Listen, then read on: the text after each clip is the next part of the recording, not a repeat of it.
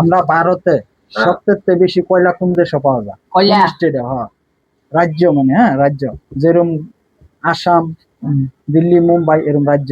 আসাম, না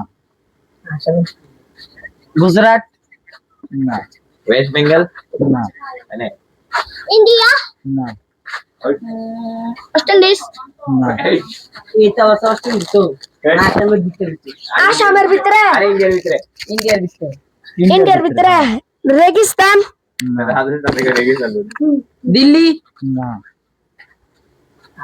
মুম্বাই, না কর্ণাটকা, না এক মিনিট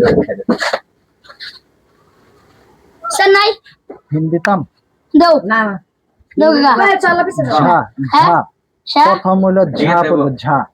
ঝা, শ্রীলঙ্কা, বুঝছে না? ঝা ঝাড়ান, কিছু যাও।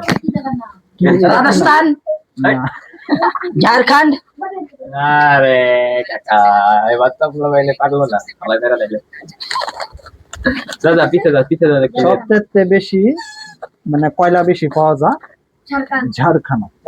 ঠিক আছে, সেকেন্ড প্রাইজ।